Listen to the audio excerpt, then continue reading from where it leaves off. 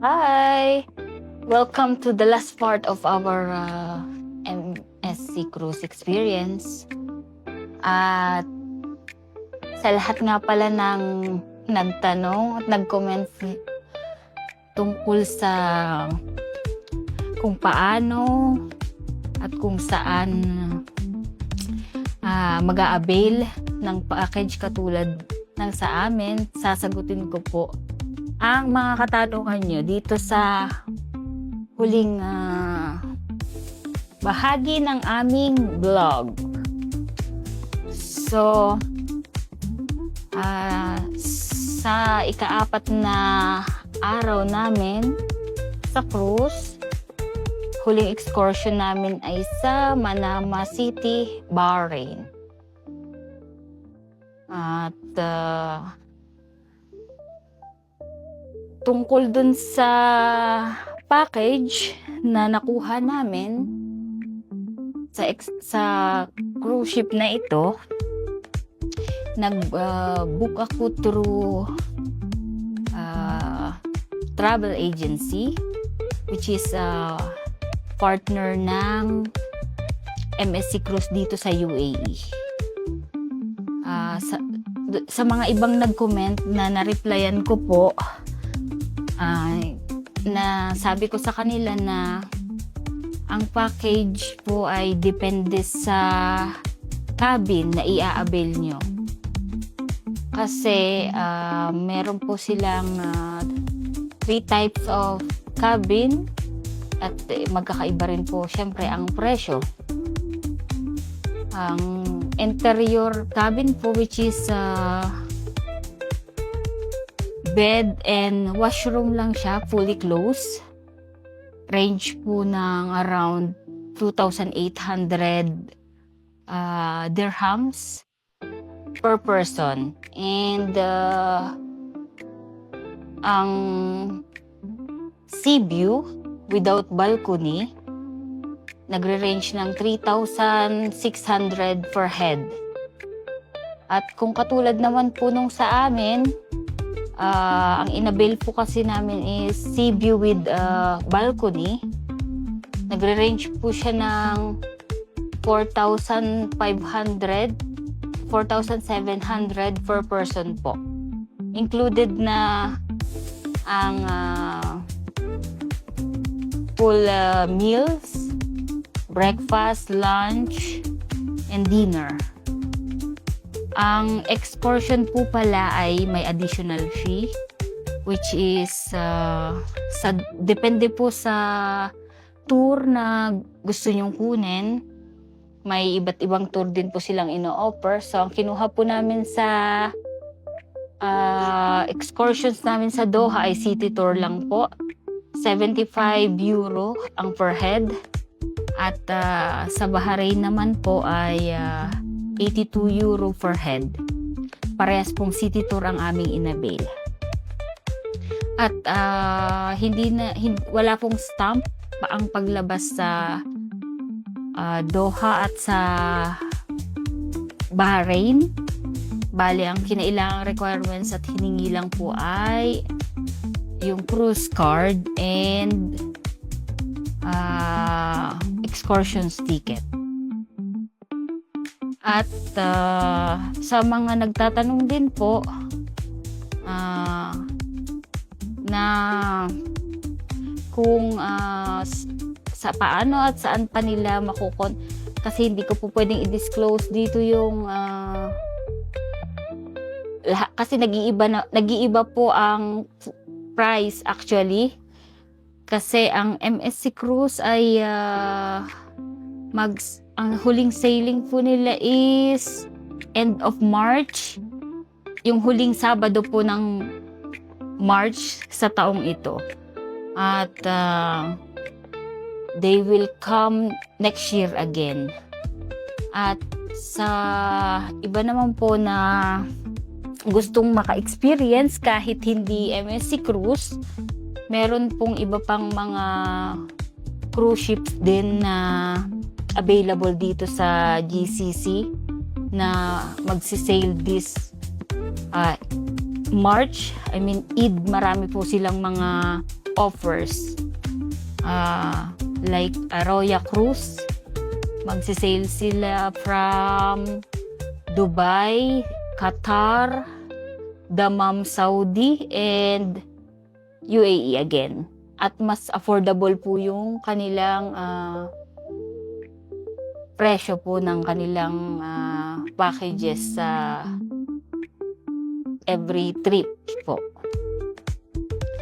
At ayun na nga po, lahat ng nag-inquire po at nagtatanong, sana po ay nasagot ko dito yung katanungan nyo po. At hindi ko po kayo isa-isang ma-replyan po sa mga message. At sa video na to, kami ay nasa tour kung saan this is in Manama City. Nasa Suk na kami ng mga oras na ito. Last stop na namin. At actually, mabilis lang ang naging tour namin sa Bahrain at wala naman silang masyadong tourist spots sa city. Medyo maliit lang yung kanilang lungsod. Around 4 hours lang ang naging tour namin. At after nun kami ay bumalik na rin ng cruise. At dahil huli excursions na namin ito, nag-depart ang cruise ng gabi around 7 o'clock. At isang buong araw kaming nag-sail sa karagatan. At sa loob ng cruise, every night maraming mga activities. Gaya ng simula nung unang gabi namin, may mga activities na aming napanood. At ito nga yung last na gabi ng entertainment show nila. Nag-perform yung kanilang mga crew. Talagang masasabi ko ring napaka ganda ng experience namin sa cruise na ito. Hindi lang sa facilities, kundi sa lahat ng kanilang stops, sa kanilang foods, at maging dun sa loob, para siya talagang mall din. They have luxury brands of goods na trinay din naming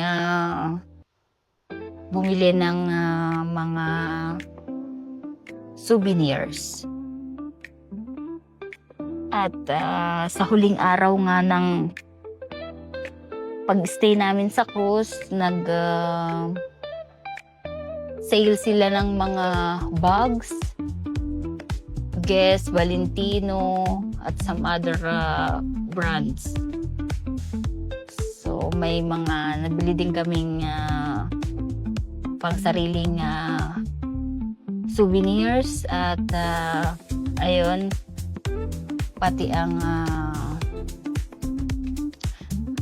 pagpapakilala dun sa captain at iba pang mga crew ng cruise ship na ito ay natunghayan namin. Kaya sulit talaga. At ayan na nga ang pagbili ng ang daming mga sale na inoffer nila sa huling araw namin. At sadyang napakaganda. At sa huling gabi nga namin ay ang pinanood namin yung kanilang huling entertainment show, which is circus. Napaka galing din talaga ng kanilang mga crew na nag-perform. At tumagal ang performance nila ng around 35 minutes. Buong magdamag. Actually, 24 hours. May mga activities na ginagawa sa loob ng cruise. Ang MSC Cruise nga po pala ay may application, pero a-activate mo lang ito sa loob mismo ng cruise. Hindi mo siya magagamit sa labas. Sa mismong cruise lang. Siya nga po pala, aside from the additional fee of the excursions, additional rin po pala ang pag-avail ng Wi-Fi sa loob ng cruise. Medyo may kamahalan po ang Wi-Fi nila, ang connection. Depende pa kung isang device, dalawa o tatlo. Depende sa kung ilang device ang iyong i-avail. So, ayun, medyo magastos din po talaga. Pero worth it po. Worth it ang gastos. Worth it yung experience. At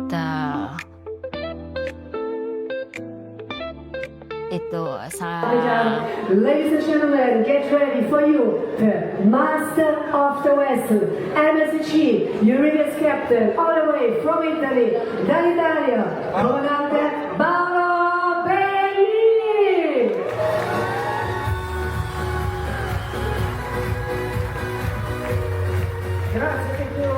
Merci, gracias. Ladies and gentlemen, very good evening. Welcome. Yeah, from MSC office and all my crew.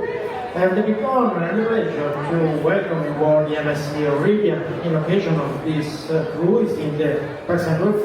We thank you for choosing MSC and particularly MSC Euribia for the vacation, and wish you a smooth sailing, a pleasant stay. And I'm confident, I'm sure that... Matapos ipakilala lahat ng crew ng cruise, sinubukan namin magpa-picture sa